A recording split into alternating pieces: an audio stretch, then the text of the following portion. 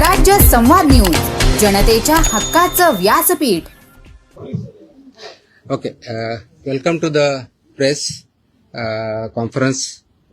आज मुद्दामून एक महत्त्वाच्या विषयासाठी आपल्याला इथं बोलवलं आहे. गेल्या अनेक वर्षापासून आपल्याला माहिती आहे की महाराष्ट्रामध्ये गुटखाबंदी केलेली आहे. आपल्या FSSAI ॲक्टच्या सेक्शन 30 अंतर्गत प्रतिबंधित जे फूड आयटम्स आहेत त्याच्यामध्ये गुटखा आणि तत्सम आयटम जे आपले आहेत त्याच्यावरती गुटखाबंदी केलेली आहे. त्याच्यावरती आपण अनेक वेळा कारवाई करतो, रेड्स करतो, फाईन करतो, FIR करतो. त्याच्यामधल्या प्रोव्हिजननुसार जेल पण होते, प्रॉसिक्युशन पण चालू आहेत. परंतु प्रोहिबिटेड आयटम असतानाही, फूड आयटम असतानाही महाराष्ट्रातल्या ऑलमोस्ट सगळ्या ठिकाणी हा गुटखा विकला जातो आणि कंझ्युम केला जातो. ही रियालिटी आपण बघतोय. मग याच्यावरती पर्याय काय? एन्फोर्समेंट तर चालू आहे, ते आपण आता जास्त स्ट्रिक्ट करत आहोत, तर ते चालूच राहील. परंतु याच्यावरती काही डेटरन्स असा क्रिएट करता येईल का की ज्याच्या माध्यमातून, कारण प्रोड्युसर तर इथं नाही आहेत प्रोहिबिटेड असल्यामुळं, ते बाहेरून आपण जे याच्यामध्ये इन्व्हॉल्व असणारे बिझनेसेस आहेत, बिझनेस पर्सन्स आहेत, ट्रान्सपोर्टर्स आहेत, रिटेलर्स, होलसेलर्स, सेलर्स, हे त्याच्यामध्ये इन्व्हॉल्व आहेत. त्या प्रकारचं एक रॅकेट आहे आणि ते जर उद्ध्वस्त करायचे तर आपल्याला खूप मोठ्या प्रमाणात स्ट्रॉंग स्टँड घेणं हे गरजेचं आहे. ह्या निष्कर्षापर्यंत शासन पोहोचलेलं आहे आणि म्हणून मध्ये बऱ्याच वेळेस याच्यावरती डिस्कशन पण झालं की काय केलं पाहिजे. आणि मी इथं जॉईन झाल्यानंतरही याच्यावरती आम्ही विचार केला काय करता येईल, कारण याच्यामध्ये this is a danger to public health आणि म्हणूनच तो आयटम प्रोहिबिट केलेला आहे. जर पब्लिक हेल्थला जर डेंजर असेल आणि तो आयटम प्रोहिबिट केलेला असेल तरीही त्याचा व्यापार होत असेल, तिथं ट्रान्सपोर्ट होत असेल, होलसेलर विकत असतील, सेलर विकत असतील आणि तो अवेलेबल होत असेल, तर त्याच्यावरती स्ट्रिंजेस्ट पॉसिबल ॲक्शन घेणं गरजेचं आहे. ह्या निष्कर्षापर्यंत पोहोचल्यामुळं आज दिनांक 12 जून रोजी मी मोका लावण्याचे आदेश पारित केलेले आहेत. So have issued the order saying that MCOCA provisions will be, MCOCA कायदा, मकोका ज्याला आपण म्हणतो, Maharashtra Control of Organised Crimes Act 1999, हा आम्ही इन्व्होक केलेला आहे. ही माझी तिची ऑर्डर आहे इश्यू केलेली. आणि ह्या ऑर्डरच्या अनुषंगाने हा फक्त फूड सेफ्टी ॲक्ट 2006 चे कलम 3, 26, 27, 30, 38, 41, 42, 59, 63, 64 आणि 89 बरोबरच Maharashtra Control of Organised Crimes Act 99चा sections 21D, 21E, 21F, 3, 4, 18, 21 and 23 read with code of criminal procedure 1973 किंवा भारतीय नागरिक संहिता सुरक्षा संहिता 2023 याच्या अनुषंगाने ही ऑर्डर मी आज पास केलेली आहे. एक मिनिट मला बोलू तर द्या, माझं पूर्ण होऊ द्या. पूर्ण झाल्यानंतर विचारा ना प्रश्न. सो ही कारवाई करताना हे प्रोव्हिजन्स आहेत. त्याच्यामध्ये ऑथॉरिटी कोणती आहे, त्याचं रॅशनेल काय आहे, कोणत्या क्राईम्सला, कोणत्या ऑर्गनाइज क्राईम मधल्या जी 21D ची डेफिनेशन सांगितलं त्याच्या क्राईममध्ये हा क्राईम कसा बसतो, याच्या ऑथॉरिटी कोण कोण आहेत, ह्या सर्व आपण डिफाईन केलेल्या आहेत. आणि याच्या अनुषंगाने अल्टिमेटली आपण काही ऑर्डर्स, डिरेक्शन्स या माध्यमातून दिलेल्या आहेत. त्याच्यामध्ये ज्या ज्या ठिकाणी हे मोर दॅन वन्स एखाद्या ह्याच्यामध्ये ट्रेड करणारा व्यक्ती, संस्था, आस्थापना असेल त्यांच्याविरुद्ध कंपल्सरी मोका इन्व्होक करायची ही ऑर्डर आहे. त्याचबरोबर सेक्शन 23 ऑफ मकोका ची जी प्रोसेस दिलेली आहे ती प्रोसिजर कंपल्सरी पाळायची, हे पण आपण याच्यामध्ये आदेश दिलेले आहेत. त्यानंतर persons and entities against whom MCOCA shall be invoked are manufacturers and producers of prohibited food products, number 1. Number 2, financiers funding their manufacture, procurement or distribution. Number 3, interstate and intrastate suppliers and commission agents. Number 4, transporters and vehicle operators, including agents who book or arrange transport. Number 5, godown operators, warehouse owners and store managers who knowingly store such products. 6th, wholesale dealers and distributors. 7th, sub-dealers and semi-wholesaler agents. 8th, retail sellers forming part of an identified organized network. And 9, any other person who knowingly facilitates, abets, conceals or assists any of the above. त्या इतक्या जणांविरुद्ध मोकोका वापरायचे ह्याच्यामध्ये आदेश आपण केलेले आहेत. त्याचबरोबर प्रिझम्पशन ऑफ एलिजिबिलिटी जी आहे ते फक्त याच्यावरती नाही तर प्रिझम्पशन ऑफ एलिजिबिलिटी हे आपण ज्यावेळेस म्हणतो की any one or more of the following is present, ते स्ट्रॉंग प्रिझम्पशन फेवर करणारं मोकोकाला हे प्रोव्हिजन वापरायचं. आणि no officer shall refrain without recording specific return reasons approved by joint commissioner. प्रिव्हिजनचं जे असेल त्याच्यामध्ये की interstate supply chain or manufacture nexus हे आपल्याला वरती न्यायचं प्रिझम्पशन ऑफ एलिजिबिलिटीसाठी वापरायचं.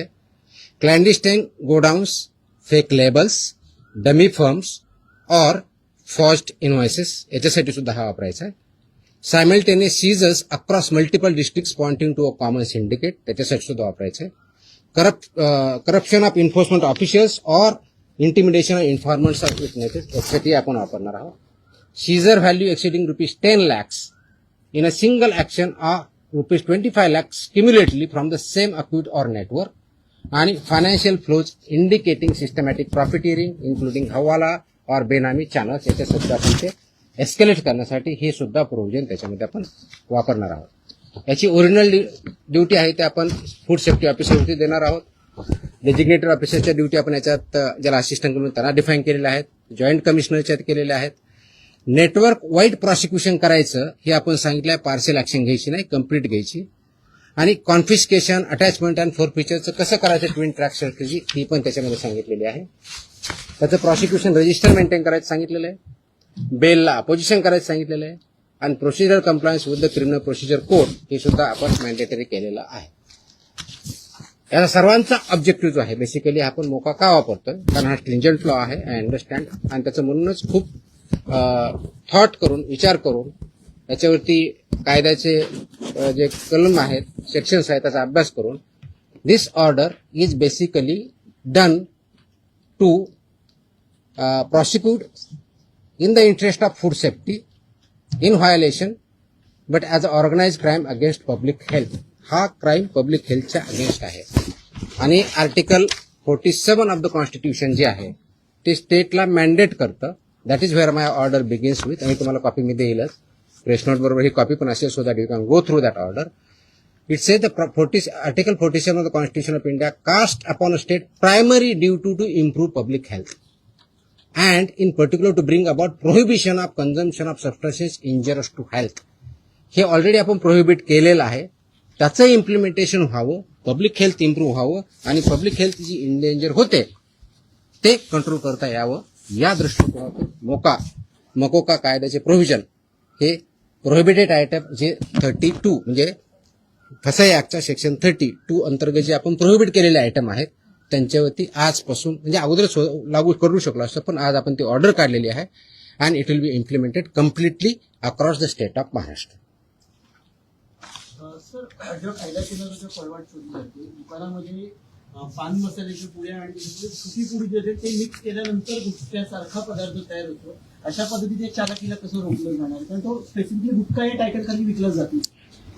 त्याच्यामध्ये मिसलिडिंग ऍडव्हर्टाइजमेंट ऍक्ट आहे, तुम्हाला काही दिवसापूर्वी कारवाई केलेली बघितली. फसाईमध्ये सुद्धा मिसलीड करणं, लेबलमध्ये चुकीची माहिती देणं, इन्ग्रेडियंट चुकीचे असताना वेगळा क्लेम करणं हा सुद्धा गुन्हा आहे, त्यानुसार आपण कारवाई करतो त्याच्यावरती. दिस इज मिसलिडिंग. तर मिसलिडिंगला कायदा आहे. दुसरं मिश्रण जे असतं ते पान मसाला त्याला सुद्धा याच्या अंडर घेतलं जातं ते तंबाखू. मी तेच सांगतोय की आपल्याला कोणताही एखादी ज्यावेळेस प्रॉडक्ट असतो त्याच्यावरती लेबल कोणतं असावं, ते कोणत्या स्टँडर्डचं असावं, त्याच्यामध्ये कोणते कोणते इन्ग्रेडियंट असावे, त्याची काय व्हॅल्यू आहेत वेगवेगळ्या, त्या मॅन्डेट दिले, त्याचे रेग्युलेशन्स आहेत. फसाईमध्ये रेग्युलेशन्स दिलेले आहेत, व्हेरी क्लिअरली दिलेले आहेत. त्याचबरोबर ऍडव्हर्टायझिंग आणि मार्केटिंगचे सुद्धा रेग्युलेशन्स क्लिअरली आहेत.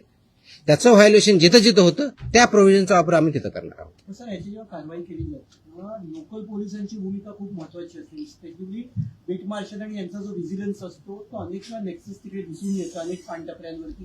ते कसं ब्रेक केलं जाणार कारण आपल्याकडनं कडक कारवाईची तरतूद सगळ्यांकडून. त्याच्यामुळे तुम्ही जर आता मी वाचलं व्यवस्थित ऐकलं असतं तर त्याच्यामुळे तुमच्याकडनं प्रतिक्रिया त्याच्यावरती अपेक्षित. पोलीस आणि नेक्सस झाले की it's not about police or FDA किंवा food safety officers. It is the holistic. याच्यामध्ये कंझ्युम करणारा आहे तेवढा जबाबदार आहे, विकणारा आहे तेवढा जबाबदार आहे, इन्फोर्स न करणारा आहे तेवढा जबाबदार आहे. जो जो कोणी जबाबदार असेल आपण त्याच्यावरती कारवाई करणार आहोत आणि स्ट्रिक्ट करतोय. तुम्ही गेल्या काही दिवसामध्ये बघितलं असेल, हा ज्यावेळेस प्रोहिबिट केला त्यावेळेसचा उद्देश हाच होता की it's a danger to public health. आणि ते जर टाळायचं असेल, कारण याच्यामधून काय काय आजार होतात हे मी वगैरे सांगण्याची गरज नाही. It's documented, it's in the public domain. ते करण्यासाठी आपल्याला स्ट्रिंजंट ऍक्टचे प्रोव्हिजन आपण आज का इन्व्होक करतोय? कारण जेवढ्या इफेक्टिव्हली आपल्याला करायचं होतं तेवढं होऊ शकलं ना. हा डेटाच्या आधारे तुम्हाला मी डेटा सांगतो, म्हणजे जस्ट फॉर इन्फॉर्मेशन आपल्याला हा एक असेल की आतापर्यंत गेल्या 10 वर्षात ऑलमोस्ट आपण FIR किती केलेले आहेत महाराष्ट्रामध्ये. 32चा FSSAचा जो सेक्शन प्रोहिबिट केलेला आहे याच्यावरती. जे मॅन्युफॅक्चरर्स आहेत त्यांच्या विरुद्ध 260 मॅन्युफॅक्चरर्स FIR आहेत आपले. जे पुरवठादार आहेत सप्लायर्स ते 248 आहेत आणि पर्सन्स जे आहेत ते असे 190, असे 703 कोणते हे सॉरी ट्रान्सपोर्टर म्हणजे उत्पादक 260, सप्लायर्स 248 आणि ट्रान्सपोर्टर्स 190 असे 703 FIR आहेत. सो FIR काय कमी केलेत अशातला भाग नाही. त्यांचं प्रॉसिक्युशन त्यांची पुढची प्रोसेस आपण करतोय. पण आपल्याला अजूनही त्याच्यामध्ये कम्प्लीट याच्यामधून खरोखरच हद्दपात करण्याच्या दृष्टीने कारण याच्यातून झाला नाही तर पुढची स्टेप आपण घेतोय आणि ती आज आपण घेतलेली आहे. Yes please. पदभार स्वीकारला एक मिनिट. गुटखा हा 2 नंबर धंदा आणि याच्यामध्ये खूप मोठं अर्थकारण आहे आणि त्याच्यामध्ये पोलीस प्रशासन सुद्धा मोठ्या प्रमाणात खास करून बॉर्डरवरचे जे जिल्हे आहेत किंवा बॉर्डरवरचे जे पोलीस स्टेशन आहेत तर तिथून मोठ्या प्रमाणात गुटखा सप्लाय होतो. आता मी ज्या भागात धाराशिव जिल्ह्यामध्ये पोलीस स्टेशनच्या मोठ्या प्रमाणात पोलीस प्रशासन काय काढत पकडतं काय काढत सोडतं असं पण आपण मी जे सांगितलंय की दोज हु आर रिस्पॉन्सिबल त्यांच्यावरती आपण कारवाई करणार कुणी असू द्या. म्हणजे माझे अधिकारी होऊ शकतात, इन्व्हॉल्व जर असतील तर दुसरे कुणी असू शकतात. त्याच्यामध्ये एड्स अबेट हे शब्दप्रयोग आपण जे केलेले आहेत त्याच्यामध्ये त्यांचं इन्व्हॉल्वमेंट जर सिद्ध झालं तर आपण त्यांच्यावरती कारवाई. नाही FIR आतापर्यंत झालेले आहे. पण ते प्रूव्ह करण्यासाठी you are not getting my point. ते प्रूव्ह करण्यासाठी लेट मी आन्सर दॅट. ते प्रूव्ह करण्यासाठी आपल्याला ते डॉक्युमेंटरी एव्हिडन्स लागतील, आपल्याला एव्हिडन्सेस लागतील. असे आपल्याकडे सापडले तर डेफिनेटली आपण कारवाई करू. Let me complete. याच्यामध्ये आमचे काही अधिकारी इन्व्हॉल्व आहेत असं खूप अलिगेशन होतात, कंप्लेन येतात. आम्ही त्या व्हेरीफाय करतो. पुढच्या काही दिवसामध्ये असे काही अधिकाऱ्यांचं इन्व्हॉल्वमेंट आहे किंवा नाही याच्याबद्दलचे इन्व्हेस्टिगेशन आमच्याकडे सध्या चालू आहेत. त्याच्यातून जे रिझल्ट येतील ते आपल्यापर्यंत येतीलच. सर आपण पदभार स्वीकारल्यापासून अनेक कारवाई केलेल्या आहेत. आतापर्यंत जेवढ्या कारवाई झाल्या साधारणपणे किती कारवाई झाल्या किती तो डेटा मी प्रेसमध्ये दिलेला आहे ना. नाही मी डेटा मी प्रेसमध्ये दिलेला आहे. टीव्हीला त्या बाईट स्वरूपात लागतात. नाही टोटल आता काही कारवाई केल्या तर खूप केल्यात. सर दररोज मी प्रेस देतोय. झालेली अटक आणि किती आहे गुन्हे दाखल झाले. देतो. Yes please. प्रोहिबिटेडची एका वेळेस एक minute. I answer every question. Let me I come to. हा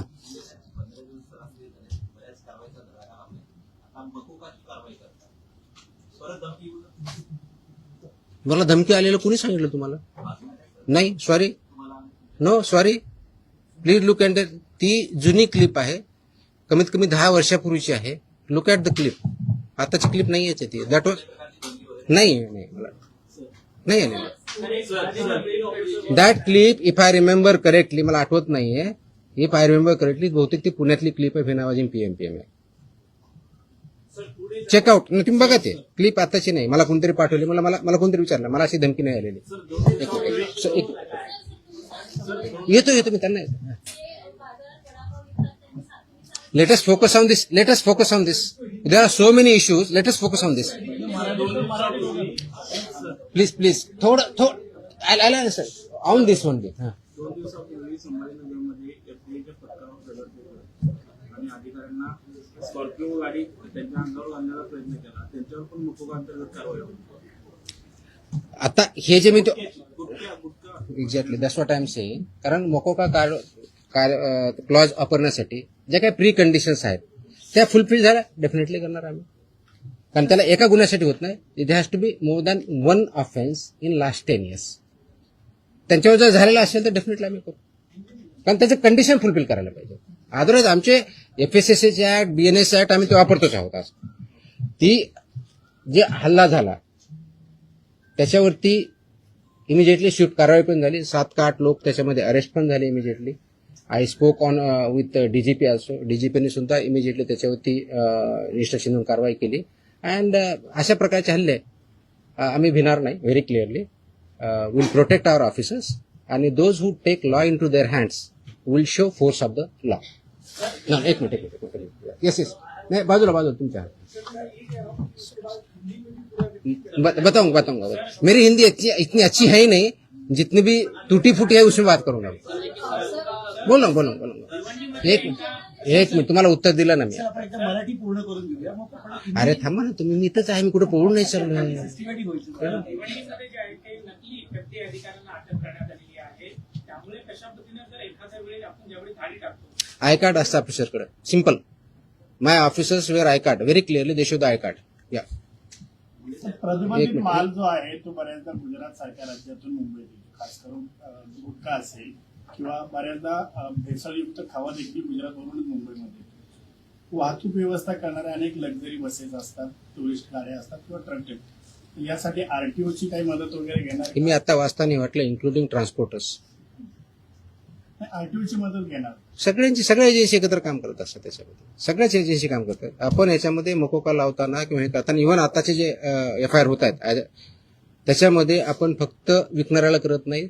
त्याचा ट्रान्सपोर्टरला पार्टी करतोय, त्याचा डिस्ट्रीब्युटरला पार्टी करतोय, तुमच्या ओनरला. मी तुम्हाला लिस्ट पण दिली.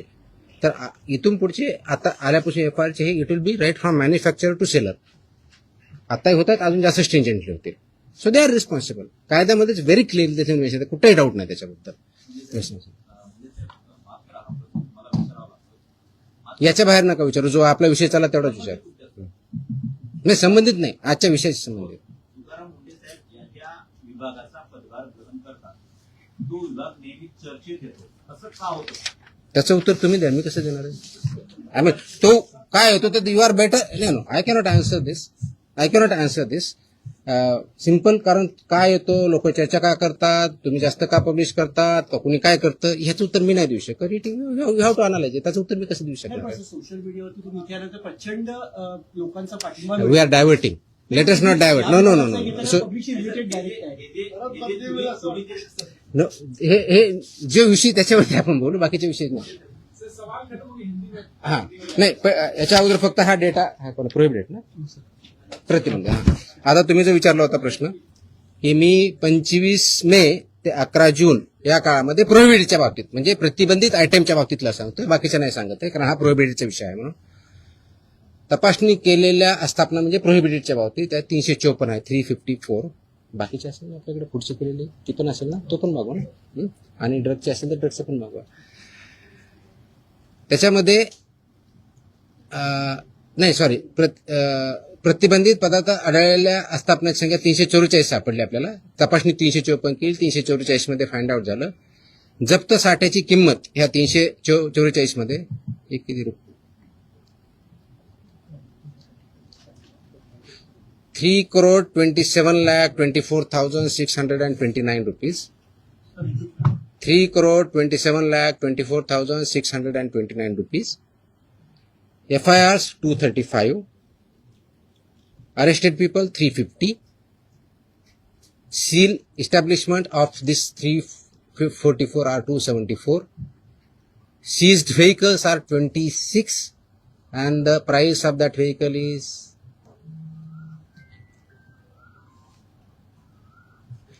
13,39,500. Sorry, 1,33,95,000. So this is about 25 मे ते 11 जून प्रोहिबिटेड आयटमच्या बाबतीत जी मोकोका आपण लावला त्याच्या बाबतीतची माहिती आहे. 26. त्याची कॉपी पाहिजे कॉपी द्या सर्वांना. Okay. So I am giving you the press note detail in Marathi and I'm attaching the order also, so you are aware of this. Order is in English. ते आम्ही मराठीमध्ये आम्ही पाठवतो आमच्या ऑफिसला. पण बिग ऑर्डर ऑर्डर आहे. जवळजवळ किती पानाची आहे? 8 पानाची ऑर्डर आहे. कारण याच्यामध्ये रॅशनिंग डिस्ट्रीब्यूशन सगळं आहे. So you will get this one. Rate note plus this one. I think झालं ना आता हिंदीमध्ये. हा येतो. एक विषय संपला आता. हा विषय संपवत आपण. माझी अशी अपेक्षा आहे आपल्याकडून, प्लीज याला चांगली पब्लिसिटी द्या. This is in the interest of state of Maharashtra. It's very very crucial. Very very crucial. Many people have fallen prey to this. So we need to save our people. We need to work. That's a public health hazard and we have to eliminate it. Absolutely clear. So इसीलिए मुझे ये publicity जितनी ज़्यादा दे सकते हो वो दे दो. That is my request. Dairy ओनर्सची आणि मॅन्युफॅक्चर म्हणजे मिल्क अँड मिल्क प्रॉडक्ट्स याच्यामध्ये आज मीटिंग मी सगळ्यांची बोलवली होती. उद्देश हा होता की डेअरी सेक्टरमध्ये जे फसाईचे रेग्युलेशन्स आहेत, स्टँडर्ड्स आहेत, म्हणजे सगळ्या सेक्टरमध्ये आहेत, त्याच्यामध्ये डेअरीचे पर्टिक्युलरली बोलवली होती. कारण तो खूप मोठा इश्यू आहे, अनेक वर्षापासून आहे.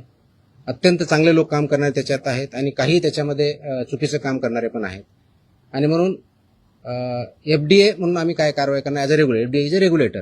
आणि फूडच्या बाबतीत म्हणलं फूड कमिशनर स्टेट म्हणून आम्ही रेग्युलेट करतो जे फसाईचे नॉर्म्स आहेत. कारण फसाई ॲक्ट हा 2006ला आला, त्याचे रूल्स 2011ला झाले आणि 2011 पासून आतापर्यंत वेगवेगळे रेग्युलेशन किंवा स्टँडर्ड्स फसाईने डिक्लेअर केलेले आहेत. ते मॅन्डेटरी आहे सर्वांवरती. जे फूड बिझनेसेसमध्ये आहे, ज्याला आपण FBO म्हणतो, फूड बिझनेस ऑपरेटर, ते रजिस्टर्ड असणं हा भाग वेगळा आहे. पण त्यांनी कोणत्या प्रकारचे स्टँडर्ड्स जे प्रॉडक्ट आहेत त्याला वापरायचे, त्याप्रमाणे प्रॉडक्ट तयार करायचे किंवा सेल करायचे, हे त्याच्यामध्ये स्टँडर्ड्स दिलेले आहेत. त्याच्यामधला एक भाग म्हणून जे मिल्क अँड मिल्क प्रॉडक्ट्स आहेत याच्यासाठी जे स्टँडर्ड्स लागतात ते त्यांनी पाळावेत, ते त्यांनी इम्प्लिमेंट करावेत. या दृष्टिकोनातून एक इंटरॅक्शन सेशन, कायद्याचे प्रोव्हिजन, रेग्युलेशन्स कोणते आहेत ते त्यांना आम्ही सांगितले. त्यांचे जे काही इश्यू होते ते आम्ही समजून घेतले आणि यातून पुढे खूप स्ट्रिक्टली याच्यावरती इन्फोर्समेंट होईल. राईट फ्रॉम कलेक्शन सेंटर गावातलं जे असेल तिथपासून ते म्हणजे तुमचा MBO असेल, म्हणजे तुमचं जे चिलिंग सेंटर असेल, कलेक्शन सेंटर्स असेल, चिलिंग सेंटरपासून तुमच्या डेअरीपर्यंत जात असेल, मग तुमचा दूध प्रॉडक्ट बनवणार किंवा पनीर बनवणार तिथपर्यंत जात असेल, ते प्रॉडक्ट बनवून ते कंझ्युमरपर्यंत जात असतील, ही सगळी चेनमध्ये जे त्याच्यामध्ये इन्व्हॉल्व आहेत त्यांनी हे सगळे स्टँडर्ड्स पाळले पाहिजेत, इम्प्लिमेंट केले पाहिजेत आणि त्याच्यामुळे चुकीचं काही होणार नाही हे त्यांना समजून सांगण्यासाठी, कायद्याचे प्रोव्हिजन समजून सांगण्यासाठी आम्ही मीटिंग बोलवली होती. इंटरॅक्शन केली. मी एक प्रेझेंटेशन पण केलं की कायदा काय सांगतो, नाही केलं तर त्याचे काय प्रोव्हिजन होतात. तर 2-3 ठळक ज्या गोष्टी आहेत त्याच्यामधल्या, तर एक पहिलं की अनसेफ फूड हे कशाही परिस्थितीत टॉलरेट केलं जाणार नाही, इन्क्लुडिंग मिल्क प्रॉडक्ट्स. अनसेफ फूडची डेफिनेशन कायद्यात दिलेली आहे, त्याच्यामुळे इथे बोलत नाही, ते तुम्ही वाचू शकता, त्याच्यात क्लिअरली आहे. दुसरं अडल्चरेटेड फूड, तिसरं मिसब्रँडेड, चौथं सबस्टँडर्ड आणि अजून काय एवढंच नाही. सो अशा प्रकारच्या कॅटेगरी आहेत आणि या प्रत्येक कॅटेगरीला काय पनिशमेंट आहे हे कायद्यामध्ये दिलेलं आहे. तर ते व्हायलेट तुम्ही करू नये. त्याचे जे वेगवेगळे रेग्युलेशन्स, पहिला रेग्युलेशन फॉर रजिस्ट्रेशन कंपल्सरी आहे, ते बऱ्यापैकी इम्प्लिमेंट आहे आजच्या डेटला, रजिस्ट्रेशन आणि लायसन्सिंग, पण ते तेवढ्या पण चालत नाही. फूड प्रॉडक्ट्सचे जे 2011चे स्टँडर्ड्स आहेत ते बऱ्याच वेळेस कॉम्प्रोमाइज केले जातात, ते करता येणार नाही.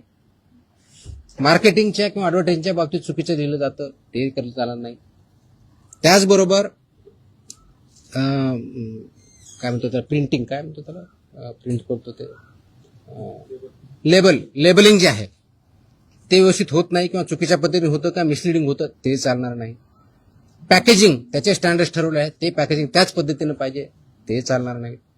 हे त्यांना आम्ही चांगल्या पद्धतीनं समजून सांगितलं आहे आणि बाय अँड लार्ज त्यांची कन्व्हिन्स झालेली आहेत की येस आमच्याकडे काही ज्या त्रुटी असतील तर आम्ही त्याच्यामध्ये कारवाई करू, जेणेकरून हे जे दूध आहे किंवा प्रॉडक्ट आहे, फूड अँड फूड प्रॉडक्ट जे आहेत ते कंझ्युमरला जे स्टँडर्ड फसाईने घालून दिलेले आहेत ते त्याप्रमाणे करतील. जे करणार नाही त्याच्यावर फसाई ॲक्टनुसार आपण त्याच्यावरती कारवाई करणार आहोत. आता हे standard over a period of time आहे, 2011 पासून आतापर्यंत जवळजवळ टोटल 28 प्रकारचे रेग्युलेशन किंवा स्टँडर्ड आहेत. त्याच्यातले 6 हे ऑथॉरिटीचे आहेत, मग 22 आहेत वेगळ्या प्रॉडक्टच्या बाबतीतले आहेत सगळे. त्याच्यातले बऱ्याचशा अंशी 6 ते 10च्या दरम्यान हे फूड अँड फूड प्रॉडक्ट्स लागतात. प्रत्येकाला मोर दॅन 1 लागतात. रजिस्ट्रेशन कंपल्सरी आहे, पण ते फूड कॅटेगरी जी असेल त्यांना ते लागतात. ते स्टँडर्ड्स आम्ही जास्त इम्प्लिमेंट करू, सॅम्पलही आम्ही वाढवू आणि त्याचबरोबर आम्ही हे सांगितलं की कंप्लायन्स करणं ही तुमची जबाबदारी आहे आणि इन्फोर्स करणं ही आमची जबाबदारी ॲज अ रेग्युलेटर म्हणून. ती इन्फोर्समेंट आमचं स्ट्रिंजंट होईल. त्याच्यामुळं आपण स्वतः आपल्या आधीनीचं ज्यांच्याकडून तुम्ही दूध घेता, जे चिलिंग सेंटर्स आहेत, जे तुमचे प्रॉडक्ट्स आहेत, तुमचे प्लांट्स आहेत, त्या ठिकाणी याचं कोणतंही व्हायोलेशन होणार नाही याची काळजी तुम्ही घ्या. आणि सबस्टँडर्ड असेल, अनसेफ असेल, तो माल रिजेक्ट करा. तो तुम्ही वापरू नका, दुसऱ्याकडे वापरू देऊ नका. So that this unsafe, substandard, adulterated, misbranded असं कोणताही प्रॉडक्ट मार्केटमध्ये येणार नाही. त्यासाठी तुम्ही कार्यरत राहा आणि ते कंप्लायन्स करता की नाही त्याचं एन्फोर्समेंट आम्ही बघू आणि जिथं कंप्लायन्स होत नाही त्यांच्यावर आम्ही स्ट्रिक्ट कारवाई करू. दिस वॉज द मीटिंग. तुमच्या कारवाईचं शेतकरी फार खुश आहेत. त्याच्यात तुमच्या कारवाईच्या नंतर आटपाडी तालुक्यामध्ये तुमचा दुधाभिषेक करण्यात आला. दुधाचे रेट वाढतील असं वाटतं तुम्हाला? रेट माझ्या हातात नाही आहेत. वाढवणं हा इज अ फ्री मार्केट. त्याच्यामुळे दुधाचा किती रेट असावं ते डिमांड सप्लायवरती ठरलं जाईल. पण आपण अडल्चरेशन बंद करू शकलो, आपण सबस्टँडर्ड दूध बंद करू शकलो, प्रॉडक्ट्स बंद करू शकलो, तर ऑफकोर्स प्युअर दुधाला डिमांड वाढेल. ऑफकोर्स मार्केट फोर्सेसनुसार त्याचे जे काही परिणाम होते ते होते. आतापर्यंत ज्या कारवाया झाल्या, अनेक जप्त केलेला माल आहे तो टेस्टिंगसाठी पाठवण्यात आलेला आहे. किती अहवाल येणे बाकी आहे? आता खास करून दूध किंवा दुग्धजन्य पदार्थ यांचे लवकर नाशवंत होतात. त्याची आम्ही काळजी घेत आहोत. त्याचे जे पिरियड दिलेला आहे, ड्रगच्या बाबतीत 60 दिवसाचा असतो, फूडच्या बाबतीत 14 दिवसाचा असतो, त्या वेळेतच येथील आम्ही इन्शुअर करतोय. त्याची सुद्धा मी आढावा घेतलेला आहे. आपल्याकडं 3 ठिकाणी आपल्या स्वतःच्या लॅब आहे. पुण्याला आपली हेल्थ डिपार्टमेंटची ऑलरेडी लॅब आहे, प्लस मुंबईमध्ये बीएमसीची लॅब आहे, प्लस गव्हर्नमेंट ऑफ इंडियाच्या फसाच्या पीपीपी वरती लॅब आहेत. त्याच्यामुळे आपण ते सॅम्पल वेळेत कसे होतील याची आपण काळजी घेत आहोत. मनुष्यबळासंदर्भात देखील मागे एकदा भरपूर एकाच दिवशी सर तुम्हाला परत प्रश्न यायचं नाही का असं सांगा, मी सांगू शकतो. नाही, रोज तर नाही शक्य, पण इन बिटवीन आपण भेटत जाऊ. 100 नहीं इसमें वो प्रोहिबिटेड आइटम के लिए है. एज आई टेल ना, इसमें रिपीट ऑफेंसेस कितने हैं, क्या है हम देखेंगे. Will examine everything. We have collected data, we have started work on that. ये एक दिन का ऑर्डर नहीं है. It has lot of thought has gone into it. जो कंडीशन में अगर फुलफिल करता है डेफिनेटली, इसलिए मैंने मैंडेटरी किया है ना उसको. या सरकारी रुग्णालयांना पुण्यातील आणि पिंपरी चिंचवडमधील रुग्णालयांना हिंदुस्तान अँटीबायोटिक्स कंपनीमधून औषध निर्मिती थांबवण्याचा निर्णय आपल्या विभागाने घेतला आणि औषध निर्मितीमध्ये त्रुटी आढळल्याने हॉस्पिटल औषध निर्मिती हॉस्पिटलमध्ये जे इंजेक्शन आणि सलाईन पुरवठा करतात ना, त्या पुण्यातील आणि पिंपरी चिंचवडमधील हिंदुस्तान अँटीबायोटिक कंपनीमध्ये औषध निर्मिती थांबवण्याचा निर्णय घेतला होता असं यांनी बजावलं. म्हणजे आपल्या विभागाने. कुठे कॉपी होती? प्रश्न आला मला. नाही तुम्ही प्रश्न असा अझम्पशनवर प्रश्न नका ना विचारू. असा अझम्पशनवर प्रश्न नका विचारू. तुमचा काय फॅक्ट्स काय ते सांगा. मग अशा आदेश बाजूला असा प्रश्न आला तर कुणी आदेश बरोबर हे तर पाहिजे माहित पाहिजे. औषध निर्मितीमध्ये त्रुटी आढळल्याने शोकॉज नोटीस बजावण्यात आली. प्लीज थोडंसं तुम्हाला समजून सांगतो. कंटेक्स्ट मध्ये मी त्या स्पेसिफिक केसबद्दल बोलत नाही, कारण तुम्ही स्पेसिफिक प्रश्न विचारत नाही. मी तुम्हाला जनरल सांगतो. काय असतं की मार्केटमध्ये जे आपले ड्रग्ज असतात, म्हणजे मेडिसिन्स असतात, त्यांचं आम्ही चेकिंग करत असतो. चेकिंग करताना परत सबस्टँडर्ड, अडल्चरेटेड आणि याच्यामध्ये ड्रगमध्ये एक कॅटेगरी आहे स्प्युरियस किंवा मिसब्रँडेड, या प्रकारचे आढळले तर त्याला पनिशमेंट ड्रग्ज अँड कंट्रोल ऍक्टनुसार आम्ही करतो. असे जर काही कॅटेगरी आढळल्या असते आमच्या याच्यामध्ये तर there is a provision called recall order म्हणतात त्याला, आणि स्टेट ड्रग कंट्रोलर ते करत असतो. ती प्रोसेस आम्ही चालू केलेली आहे. म्हणजे आम्ही कुठं आम्हाला कंप्लेंट आले, मी व्हेरीफाय केलं, आम्हाला वाटलं, आम्ही सॅम्पल घेतले, त्याच्यातून आम्हाला ह्या 4 कॅटेगरीपैकी जी कोणती आलेली आहे तर तो प्रॉडक्ट मार्केटमधून, फक्त हॉस्पिटलमधून नव्हे, मार्केटमधून आम्ही रिकॉल करतो. त्या कंपनीला सांगतो आणि त्याची मी पब्लिसिटी पण करतो. तर तशा प्रकारच्या ऑर्डर आम्ही ज्या ज्या केसेसमध्ये आम्ही ते recall order state drug controller who is sitting here, म्हणजे इथं जे आपण जॉईंट कमिशनर ड्रग HQ म्हणतो, he is a state drug controller, तर त्यांच्या मार्फत इश्यू करतो आणि ते कंप्लाय करतो. पर्पज असा असतो त्याच्या पाठीमागचं की जर हे चुकीचं आहे तर ते कंझ्युम होऊ नये, म्हणून ते रिकॉल ऑर्डर असते. आणि बाकीचे प्रोव्हिजन ज्याप्रमाणे FIR करून किंवा जे काय प्रॉसिक्युशन करायचे त्या कंपनीवर आम्ही करत असतो. तर अशा आमच्या पुण्यातले जे एक आम्ही हे केलेलं आहे, कोणते ते हां, पुण्यामध्ये शेड्यूल एच मधले औषधे जप्त केले होते 11.19 लाखाचे. That is Cipla company. तर त्याची आमची तिथल्या लोकलनी केली, पण इथून आमची ऑर्डर आज 1-2 दिवसामध्ये रिकॉलची जाईल. त्याच्यामुळे ते प्रॉडक्ट जे असतील ते पूर्ण मार्केट म्हणून पूर्ण अक्रॉस कुठे असू द्या, इंडियामधले कुठे असू द्या, ते रिकॉल होतील. तसेच बाकीच्याही गोष्टीवर आम्ही कारवाई केली. That is the provision you should understand. हे रिकॉल ऑर्डर असते. It's a standard procedure as per the drug control act 1940 आणि त्याच्या अंतर्गत 1945 ची स्टँडर्ड प्रोसिजर आहे. वी आर फॉलोइंग इट ना. कदाचित अगोदर होत नव्हती, नाही माहित, मला माहित नाही, but will follow it so that public हेल्थला त्याच्यातून डेंजर राहणार नाही. आणि ऑफकोर्स ज्यांनी प्रोड्यूस केलेलं आहे, जे सेल करतात, त्यांच्यावरती नियमानुसार आपले कारवाई. ओके, बिफोर यू फॉरगेट एक लास्ट अजून एक आदेश मी आज पारित केलेला आहे. हा आदेश आहे ड्रग्स, म्हणजे माझ्याकडे 2 सेक्शन, एक फूड आहे आणि एक ड्रग आहे. हा आदेश आहे की बऱ्याच ठिकाणी आमच्याकडे कंप्लेन येतात, माहिती भेटते की हॉस्पिटलमध्ये कुणी पेशंट ॲडमिट जर असेल आणि त्याला जे काही औषधी लागत असतील तर ते त्यांच्याच फार्मसीमधून घ्यायचे, अशा काही कंप्लेंट नसतात आमच्याकडे. By law they cannot force any hospital तिथूनच घ्यायचं मॅन्डेट नाही आहे. त्याचे आदेश आम्ही जारी केलेले आहेत. आदेश त्याची पाहिजे तो कॉपी आम्ही प्रेस कदाचित उद्या देऊ, दिली का त्या, पण माहितीसाठी म्हणून देतोय की ऑलरेडी केले की असं त्यांना करता येत नाही. कोणत्याही पेशंटला जर बाहेरून आणायचं हा त्यांचा चॉईस आहे. यू कॅनॉट फोर्स एनीबडी की तुमच्याच फार्मसीमधून किंवा ह्याच फार्मसीमधून किंवा त्याच फार्मसीमधून घ्या, हे तुम्ही पेशंटला फोर्स करू शकत नाही. हे आम्ही सगळ्यांना ऑर्डर काढलेली आहे आणि इट विल बी इन्फोर्स्ड. कारण तो सिटिझन्सचा किंवा पेशंटचा राईट आहे कुठून परचेस करायचा. त्यांना तुम्हाला प्रिस्क्रिप्शन द्यावं लागेल. प्रिस्क्रिप्शन दिल्यानंतर त्यांना जिथून आणायचे तिथून आणतील. त्याच्यामुळे यू कॅनॉट फोर्स की तुमच्याच फार्मसीमध्ये घ्यावा. तो पण आदेश आज आम्ही पारित केलेला आहे. जर डॉक्टरने लिहून दिलं प्रिस्क्रिप्शन, तो त्याच्यात जो प्रिस्क्रिप्शन किंवा पुढे जे काही लिहून देईल ते फक्त त्याच्याच मेडिकलमध्ये अवेलेबल असतं. जर दुसरीकडे घ्यायला लागला तर तिथं उपलब्ध नसतं. असं का बरं होईल? हो सर आहे.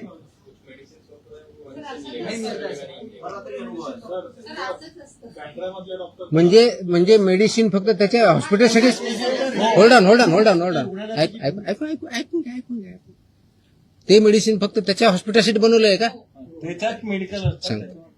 त्याच्यामध्ये स्टँडर्ड ज्या ऍडवायझरीज आहेत त्या ऍडवायझरी अशा आहेत की त्यासाठी जेनरिक ऑप्शन काय हे पण देऊ शकतात, ते मागू शकता पेशंट. असं स्पेसिफिक आले तर आम्ही कारवाई करू. मला स्पेसिफिक लागेल, जनरल नको. आय नीड, आम्ही कारवाई करू. There is a law. मैं है या नहीं बोल रहा, मैं क्वेश्चन नहीं कर रहा हूँ. अगर ऐसे हमारे पास स्पेसिफिक कंप्लेन आते हम कार्रवाई करेंगे ना.